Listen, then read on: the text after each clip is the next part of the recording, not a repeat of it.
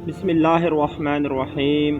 تمام نعمتیں اور آسائشیں ہونے کے باوجود حضرت آدم علیہ السلام نے جب جنت میں تنہائی اور اجنبیت محسوس کی تو اللہ پاک نے حضرت اما حوا کو پیدا فرمایا۔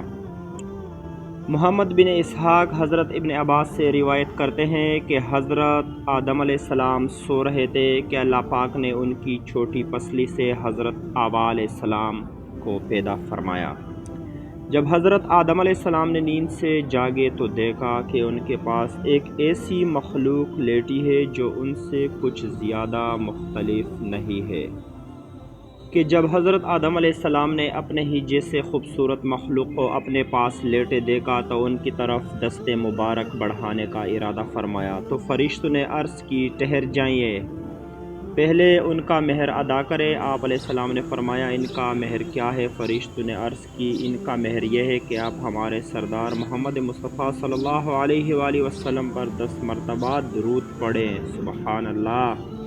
چنانچہ آپ علیہ السلام نے درود پڑھا اور فرشتوں کی گواہی سے آپ علیہ السلام کا حضرت بی بی حوا رضی اللہ عنہا سے نکاح ہو گیا۔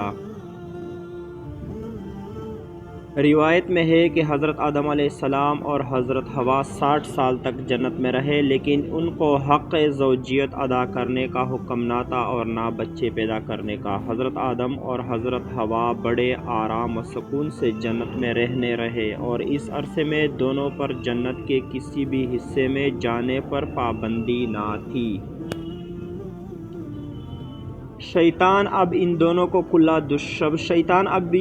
کھلا دشمن تھا اور اپنی سزا کا بدلہ لینے کے لیے بے قرار بھی اس کی شدید خواہش تھی کہ یہ اللہ کے حکم کی خلاف ورزی کرے۔ پھر شیطان نے ان دونوں کے دلوں میں وسوسہ ڈالا تاکہ ان کی شرمگاہیں جو ایک دوسرے سے پوشیدہ تھی بے پردہ ہو جائیں۔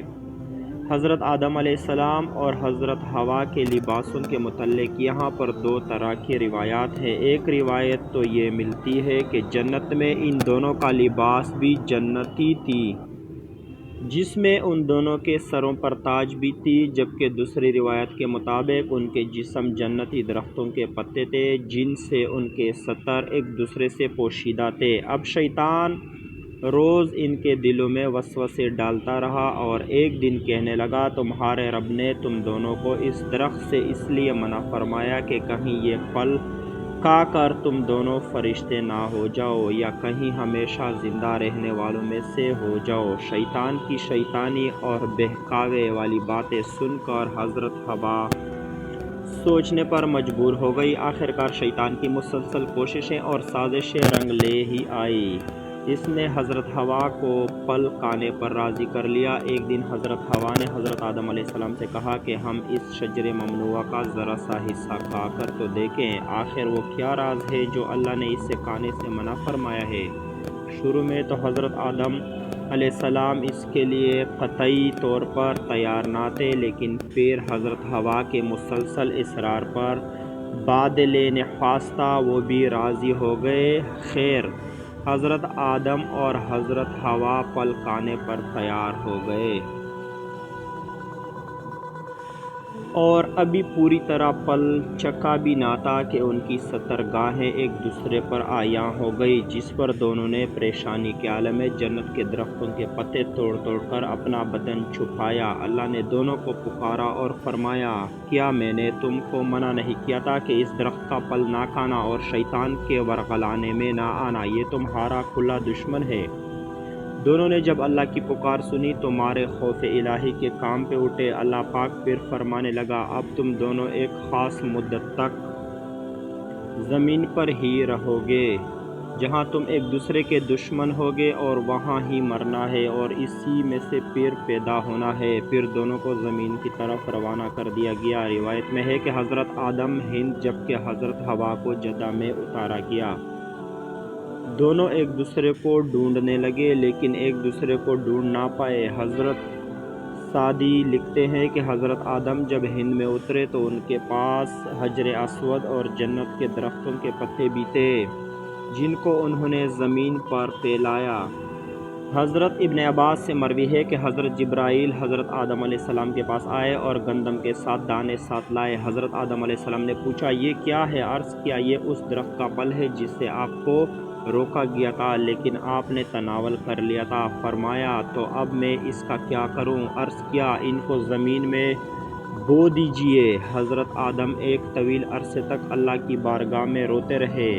ایک دن اللہ پاک حضرت آدم کی گریہوزاری پر رحم آیا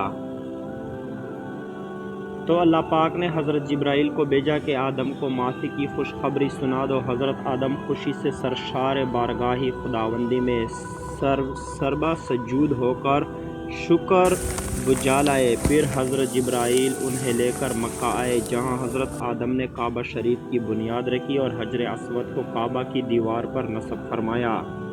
پھر اس کے گرد طواف کیا۔ طواف سے فارغ ہو کر حضرت جبرائیل انہیں جبل عرفات پر لے گئے جہاں حضرت حوا تشریف فرما تھی، لیکن طویل عرصے کی جدائی اور حالات نے بہت سے جسمانی تغیرات پیدا کر دیے تھے، چنانچہ دونوں ایک دوسرے کو پہچان نہ پائے، جس پر حضرت جبرائیل نے دونوں کا تعارف کروایا۔ ناظرین، یہی وہ وقت تھا کہ جب پہلی دفعہ آپ کو حیض بھی آیا اور اللہ پاک کے حکم سے پھر حضرت آدم اور حضرت حوا کو کثیر الاولاد ہوئی۔ حضرت امام حوا کے حمل سے جڑواں بچے پیدا ہوئے تھے جن میں ایک لڑکا اور ایک لڑکی تھی۔ جبکہ آپ دوسری دفعہ امید سے ہوئی تو پھر ایک لڑکا لڑکی پیدا ہوئے، اور اس طرح پہلے حمل سے پیدا ہونے والے بیٹے کی شادی دوسرے حمل سے پیدا ہونے والی بیٹی سے کر دی جاتی، یعنی ایک حمل سے پیدا ہونے والے بچے سگے بہن بھائی قرار پائے۔